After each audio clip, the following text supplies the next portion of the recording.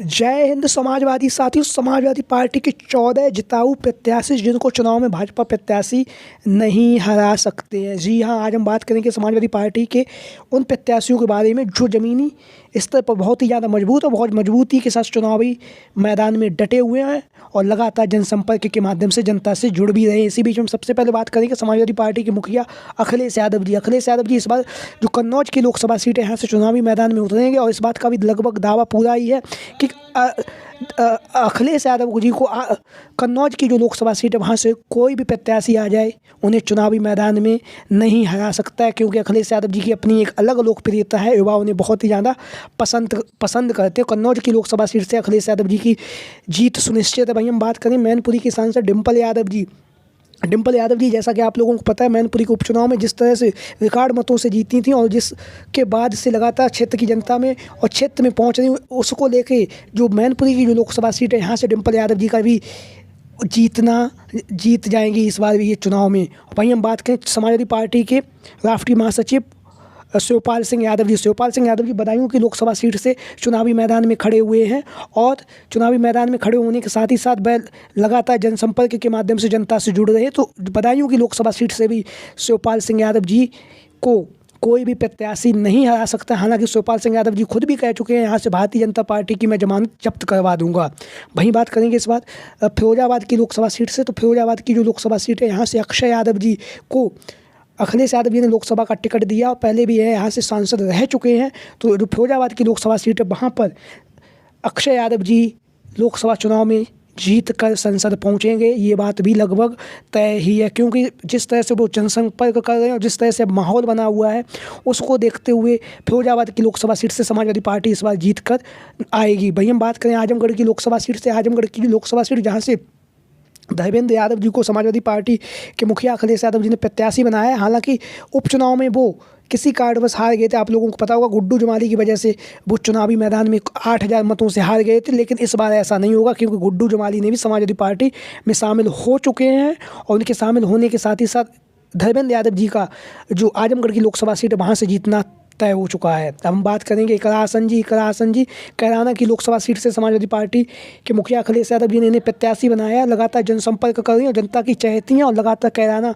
में बहुत दिनों से मेहनत कर रही हैं, तो और मजबूत प्रत्याशी भी हैं समाजवादी पार्टी की। तो कैराना की लोकसभा सीट से इकरा हसन जी भी लाखों वोटों से जीत कर संसद में पहुँचेंगी। जब परिणाम आएगा तब आप देखना इकरा हसन को कैराना की लोकसभा सीट से यह विजय प्राप्त करेंगी। वहीं हम बात करेंगे लालजी वर्मा समाजवादी पार्टी के दिग्गज नेता है। अम्बेडकर नगर लोकसभा सीट से अखिलेश यादव जी ने इन पर भरोसा जताया है। लगातार बहुजनों के हक की बात करते हैं, समाजवादी पार्टी की नीतियों को लगातार लोगों के बीच में पहुँचा रहे हैं।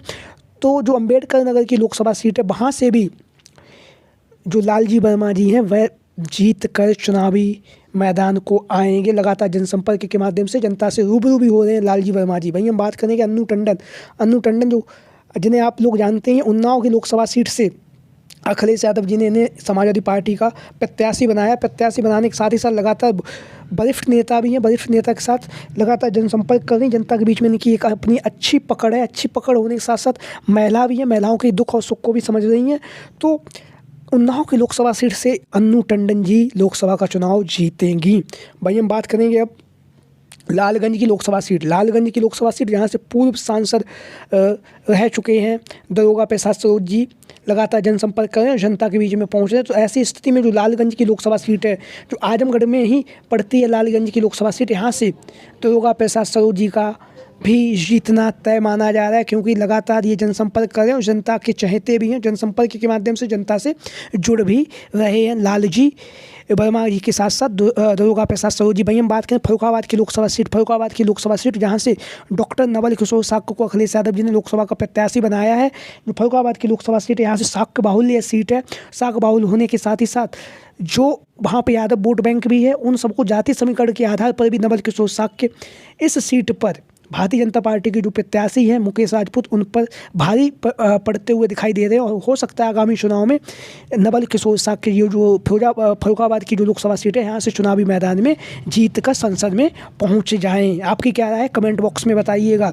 वहीं हम बात करें श्रेया वर्मा जी जिन्हें आप जानते हैं स्वर्गीय बेनी प्रसाद वर्मा जी की पोती हैं श्रेया वर्मा जी। गोंडा की लोकसभा सीट से अखिलेश यादव जी ने इन्हें प्रत्याशी बनाया। महिला भी हैं, युवा भी हैं, और युवा होने के साथ ही साथ लगातार जनसंपर्क के माध्यम से जनता से जुड़ भी रही हैं। तो श्रेया वर्मा जी भी आगामी समय में लोकसभा का चुनाव जीत के जाएंगे, क्योंकि ये बहुत ही ज़बरदस्त जनसंपर्क कर रही हैं। वहीं हम बात करें एटा की लोकसभा सीट से देवेश साक्य को समाजवादी पार्टी के मुखिया अखिलेश यादव जी ने लोकसभा प्रत्याशी बनाया। एटा की जो लोकसभा सीट है, यहाँ से यादव और साक्य की वोट ज़्यादा है, तो उसको रणनीति को देखते हुए, जाति समीकरण को देखते हुए देवेश साक्य जी की पकड़ ज़्यादा अच्छी है, ज़्यादा मजबूती है, और आगामी समय में देवेश साक्य यहाँ से जीत सकते हैं।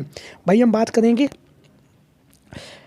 मुजफ्फरनगर लोकसभा सीट से। मुजफ्फरनगर की लोकसभा सीट, जहां से हरेंद्र मलिक को अखिलेश यादव जी ने समाजवादी पार्टी का प्रत्याशी बनाया है। हरेंद्र मलिक जी समाजवादी पार्टी के वरिष्ठ नेता हैं। वरिष्ठ नेता के साथ साथ लगातार जनसंपर्क कर रहे हैं, और जनसंपर्क के माध्यम से आगामी समय में जो मुजफ्फरनगर की लोकसभा सीट है, यहाँ से हरेंद्र मलिक जी चुनावी मैदान में जीत कर पहुँचेंगे सदन के अंदर। हम बात करेंगे अलीगढ़ लोकसभा सीट से। अलीगढ़ की लोकसभा सीट, जहाँ से चौधरी विजेंद्र सिंह को अखिलेश यादव जी ने लोकसभा का टिकट दिया। कद्दावर नेता है, लगातार जनसंपर्क कर रहे हैं, जनता के बीच में पहुँच भी रहे हैं, और जनसंपर्क के माध्यम से जनता से जुड़ भी रहे। तो विजेंद्र सिंह जी अलीगढ़ लोकसभा सीट से चुनावी मैदान को फतेह करके सदन के अंदर पहुँचेंगे।